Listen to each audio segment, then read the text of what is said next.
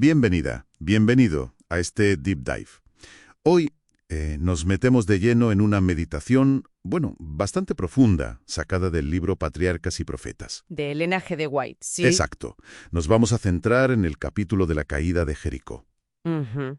Y la misión, digamos, es ver cómo este texto conecta esas batallas del antiguo Israel con una lucha mucho más grande, ¿no? Ujú. A nivel cósmico, entre el bien y el mal. Eso es. Y sobre todo, ¿qué nos dice eso de la obediencia? Vale, vamos a empezar por el principio. El texto plantea una disyuntiva, una elección fundamental que surge con la rebelión original contra Dios en el universo. Así es.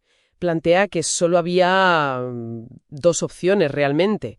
O la autoridad divina, Dios, cedía y comprometía su propia naturaleza, su ser, Claro. o se mantenía firme. Firme en ser santo, justo, amoroso. Pero eso implicaba, inevitablemente, enfrentarse a la rebelión. Y la lectura que hace la fuente es que eligió lo segundo, ¿no? Exacto. Mantener su integridad, aunque eso supusiera conflicto. Y aquí es, yo creo, donde la cosa se pone... Intensa. Porque el texto describe cómo Dios interviene como Señor soberano cuando poderes aquí en la tierra, pues, reflejan esa misma actitud de desafío. Ujú. Y si esas guerras antiguas entonces no fueran solo por tierra, sino como ecos aquí de esa guerra cósmica, ahí surge esa imagen de Dios como guerrero. Efectivamente. Y fíjate lo interesante de esa imagen, según esta interpretación, claro, es que no es solo una imagen del momento, actúa como una especie de prefiguración. Un adelanto, digamos. Eso es, un adelanto de la victoria final sobre el mal que se describe luego en Apocalipsis, en el capítulo 20. Vale. Entonces, desde esta óptica, las guerras de Israel, las que Dios ordena, no serían simples, conflictos humanos por territorio. Estarían dentro de esa gran controversia, ese marco general. Ese conflicto cósmico. Exacto. Serían como una manifestación aquí en la tierra y anticipada del juicio final de Dios contra la rebelión. Pero espera. Aquí hay una tensión, me parece. Porque hay una cita clave del mismo libro, Patriarcas y Profetas, que señala algo un poco distinto. A ver. Dice que el plan original de Dios era que Israel consiguiera la tierra prometida por la obediencia estricta a sus mandamientos, no por la guerra. Ah, sí. Y que perdieron ese privilegio, dice White, por su propia negligencia voluntaria. ¿Cómo encaja eso? Pues, buena pregunta.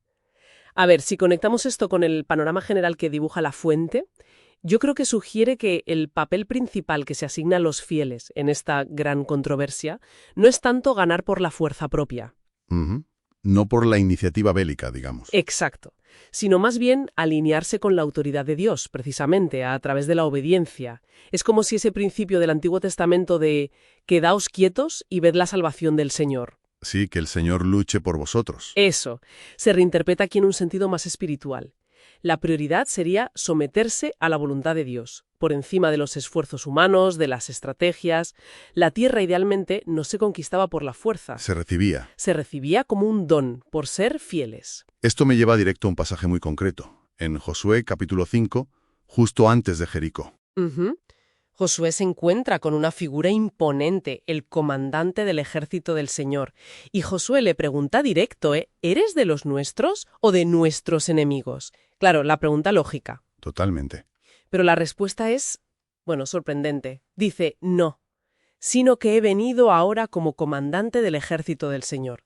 O sea, no elige bando humano. Es que esa respuesta es crucial.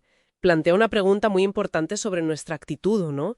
Especialmente cuando hay desacuerdos, conflictos, incluso dentro de la propia comunidad de fe. Sí, En lugar de estar buscando que Dios valide mi postura o que se una a mi bando. que me dé la razón, básicamente.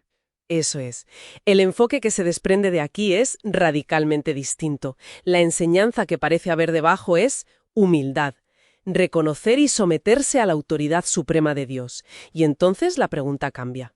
Claro. La pregunta ya no es si Dios está de mi lado, sino ¿estoy yo del lado de Dios? Mis acciones, mi postura, reflejan su voluntad, su carácter. Eso cambia la perspectiva totalmente. Entonces, resumiendo un poco, ¿qué nos llevamos de este deep dive?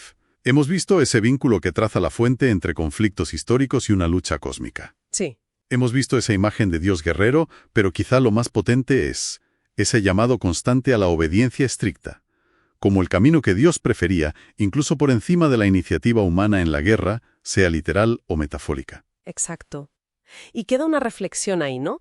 Si la clave según esta perspectiva no es buscar que Dios se ponga de nuestro lado, que se alinee con nuestras facciones humanas. Nuestras agendas. Eso es.